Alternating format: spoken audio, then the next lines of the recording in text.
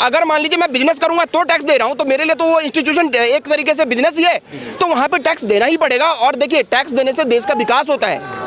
अगर आप टैक्स नहीं दोगे तो देश आगे कैसे बढ़ेगा, देश विकास कैसे करेगा, देश आगे कैसे बढ़ेगा। देश आज इतना उन्नति कर रहा है, 60 वर्ष का डेटा और 70 पिछले 8-10 वर्ष का डेटा कंपेयर कर लो, देश जो है ना बिल्कुल जो स्विंग हुआ है ना ऐसे हुआ है। देश का जो डेवलपमेंट है ना इतना ऊंचा हुआ है।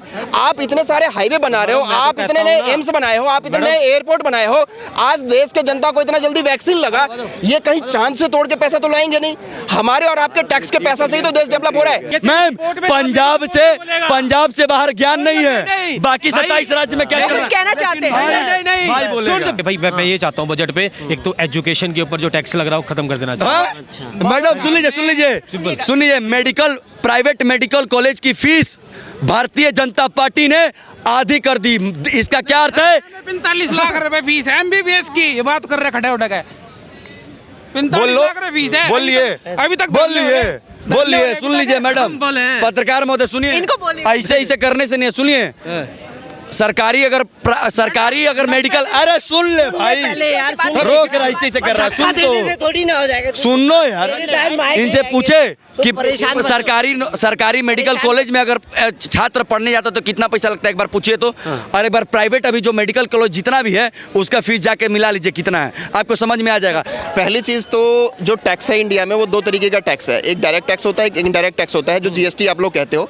तो सर पहली चीज तो मैं आपको बताऊं कि जो जीएसटी की अगर आप बात कर रहे हो तो वो बजट के थ्रू नहीं हो पाएगा, क्योंकि उस पे काउंसिल का डिसीजन होता है और उस पे काउंसिल हर एक स्टेट का उसमें कहीं ना कहीं रोल है। और हर एक स्टेट जब अब सुन लीजिए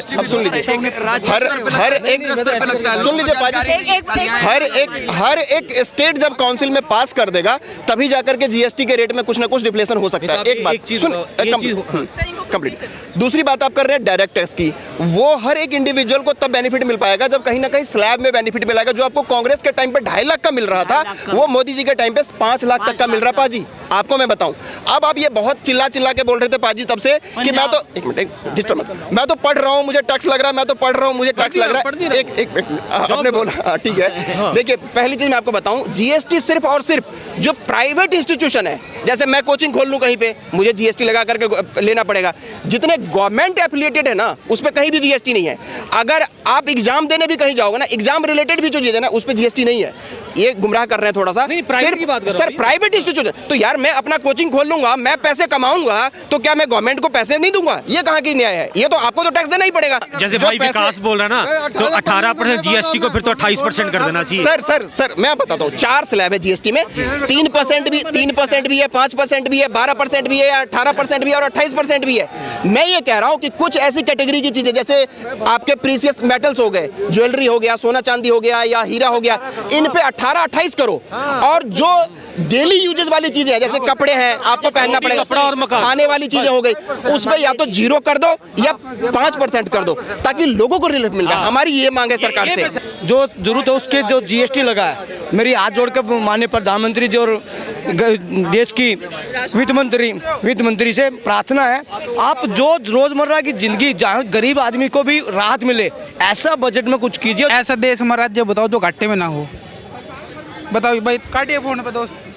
हरियाणा घाटे में, हाँ गिनवा दे भाई। मेरे भाई सारे घाटे में 28, एक मिनट भैया, 28 सुन लीजिए भैया, जवाब दे रहे हैं। भारत में 28 राज्य है, सारे कर्जे दिल्ली का अगर अरे सुन तो ले भाई, सारे राज्य के ऊपर कर्ज है, लेकिन जानते हैं दिल्ली का कर्ज बढ़ते गया और बाकी राज्यों का कर्ज या तो स्थायी है या फिर कम हुआ है, लेकिन दिल्ली का कर्ज 7% बढ़ गया। इसका बोलो भाई, क्या बोलोगे? कभी देखे हो? मैम ये हम नहीं कर रहे हैं, मनीष सिसोदिया जो बात करने दीजिए। ये भाई गूगल पे सारे बजट काट रहा था, मैं यहाँ खड़ा देख रहा हूँ इसको। अभी ऐसे देखेंगे गुजरात का बजट, अभी देखना घाटे में कितना चल रहा है। अरे यार सुनिए मैडम, गुजरात को घाटे में ले जा रहे हैं। इंडिया का ना सबसे डेवलप्ड अगर कोई राज्य है तो वो गुजरात। अरे सुनिए सर, हम क्या बोले? एजुकेशन में केरला नंबर 1। एजुकेशन हम क्या बोले? डेवलप्ड एजुकेशन घुसा रहे। अरे यार सुन लो सर सुन, अगर कोई राज्य है, हम पर्टिकुलर ये तो नहीं बोले कि सिर्फ गुजराती है, हम ऐसा बोले सिर्फ गुजरात है, हम बोले कि डेवलप्ड राज्य गुजरात है। नहीं बने। और ये बोल रहे कि गुजरात कर्ज में है। किस बिना पे गुजरात को कर्ज में घुसा रहे? सुनिए हम क्या बोले, ये मेरा भाई लाइन नहीं सुने कि कर्ज सारे राज्यों पे है, लेकिन दिल्ली का कर्ज बढ़ते जा रहा है। बढ़ते जा रहा है दिल्ली में। थोड़ा गुजरात पे दिखाइए कितना कर्ज बढ़ा है, कल बजट है, खोल के दिखाइए। मतलब बजट, अरे मैडम भाई अभी बजट भी आ रहा है, बजट पे भी बात कर। गूगल पे बजट खोल के है। दिखाइए। मैं तो बजट पे इतना कहता हूँ, पहली चीज तो शायद भाई को बुरा न लगे, भाई मैं ये चाहता हूँ बजट पे एक तो एजुकेशन के ऊपर जो टैक्स लग रहा है वो खत्म कर देना चाहिए। मैडम सुन लीजिए मेडिकल प्राइवेट मेडिकल कॉलेज की फीस भारतीय जनता पार्टी ने आधी कर दी। इसका क्या अर्थ है? 45 लाख रुपए फीस है MBBS की, ये बात कर रहे खड़े उठक है। 45 लाख रुपए फीस है। बोलिए अभी तक बोलिए सुन लीजिए मैडम, पत्रकार महोदय सुनिए, इनको बोलिए। ऐसे करने से नहीं, सुनिए सरकारी अगर मेडिकल, अरे सुन ले भाई, रोक रहा ऐसे कर रहा है, सुन तो थोड़ी ना हो जाएगा। सुनो यार, इनसे पूछे कि सरकारी मेडिकल कॉलेज में अगर छात्र पढ़ने जाता तो कितना पैसा लगता है, एक बार पूछिए तो।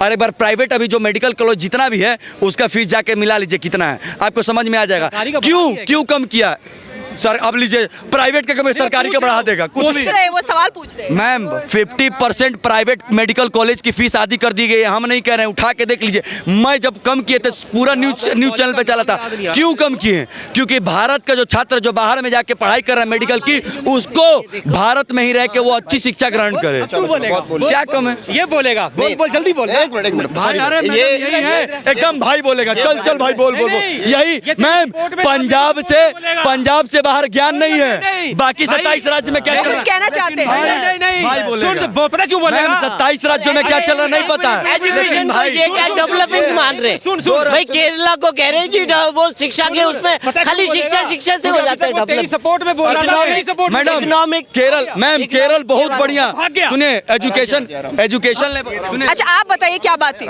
अरे अभी पीछे JNU का फीस जो स्ट्रक्चर है देखा आपने? बताइए।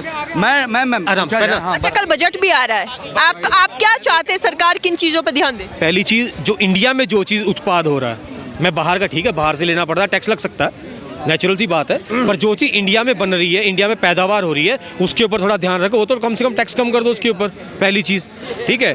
और जो अपना ये डीजल पेट्रोल चलो बाहर से खरीदे उसके ऊपर टैक्स कर दो, कोई इशू नहीं है, पर जो इंडिया में बन रहा है उसके और एजुकेशन थोड़ी सी कम कर दो। मैडम इस पे हम भी दिक्कत है किस चीज़ में आ रही है, मैं बता रहा हूँ। मेरा पेपर होता है एक, ठीक है, 300 USD का पेपर है वो, CCNA Cisco certified network associated technical exam होता है, तो 300 USD का एग्जाम है वो, ठीक है। उसके ऊपर मेरे को 18% GST अलग से देना पड़ता है, मतलब $58 मेरे को अलग से पे करने पड़ते हैं, ठीक है। और वो हमें हर 3 साल के बाद 2 साल के बाद दोबारा देना पड़ता है। सर ने बहुत मैं सिंपल वो है कि वो पाजी ने बहुत टैक्सेशन की बात करी, मैं अब इनको बताता हूँ।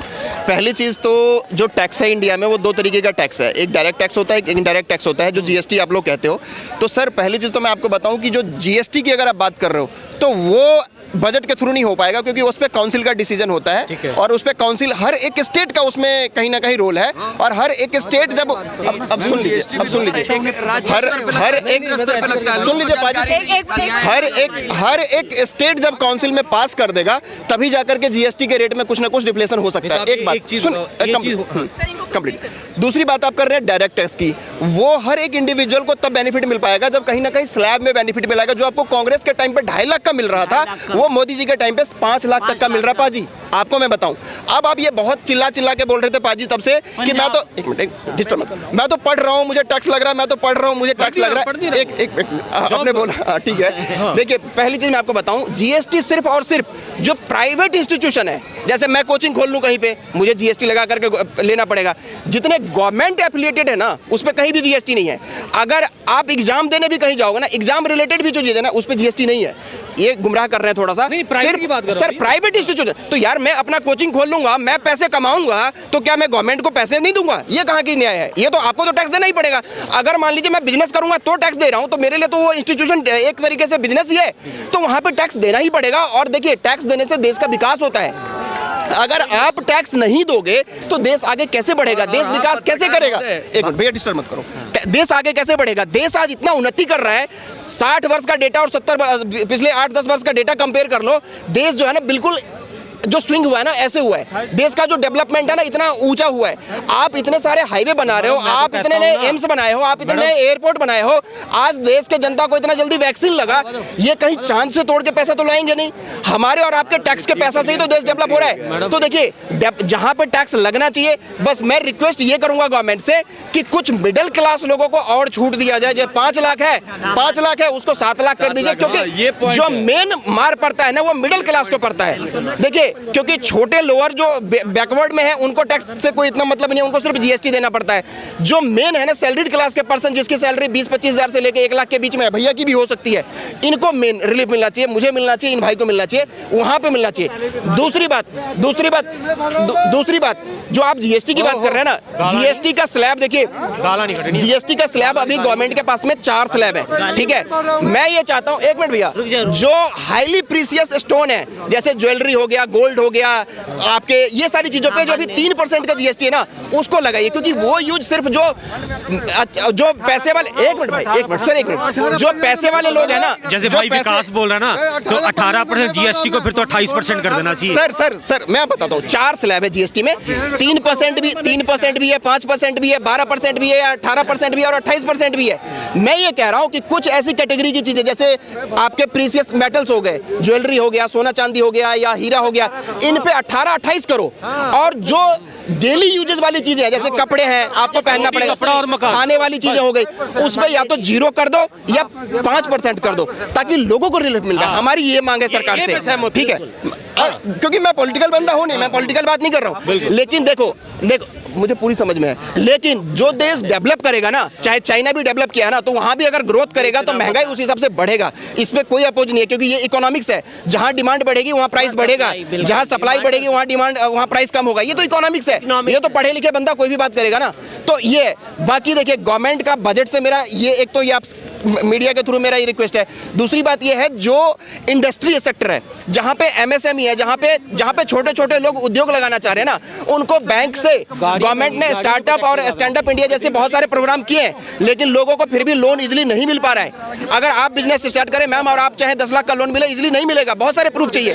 तो उन लोगों को थोड़ा और रियायत दिया जाए, उन लोगों को रिलीफ मिले, गवर्नमेंट उनको सपोर्ट करे, ताकि जब तक देश का हर एक बंदा डेवलप नहीं होगा ना, आप डेवलप नहीं होगा, मैं डेवलप नहीं होगा, देश डेवलप नहीं होगा। तो और लोगों से बात करते हैं ये बजट के बारे में। कल बजट आ रहा है, तो आप क्या चाहते हैं बजट में क्या कुछ खास हो जिससे आम लोगों को राहत मिले? बजट में देखिए, थोड़ा सा जो वर्कर हमारे हैं, जैसे उन्होंने 2.5 लाख रुपए किया है, उसका 5 लाख किया जाए, थोड़ा उनको उसमें राहत दिया जाए। महंगाई पर भी जो है राहत की आप उम्मीद कर रहे हैं बजट में? नहीं, महंगाई हमारे यहाँ बराबर है, बिल्कुल कोई ज़्यादा नहीं। हमारे यहाँ एकदम परफेक्ट महंगाई, कोई इसमें ज़्यादा। आप चाहते हैं कि राहत मिले? नहीं, इसमें राहत मिले चाहे ना मिले, लेकिन हमारे देश की जो हमारे देश में जो हमारी महंगाई है वो सबसे कम है, 5 पॉइंट समथिंग है, बहुत कम है। उसमें कोई राहत मिलने का कोई उम्मीद करे या ना करे, उसमें कोई जग नहीं। जो सरकार हमारा काम कर रही है उससे हम पूरी जनता खुश है, हमारी कोई तकलीफ नहीं। सरकार की तरफ से हमें हर चीज़ में हम उनसे संतोष है।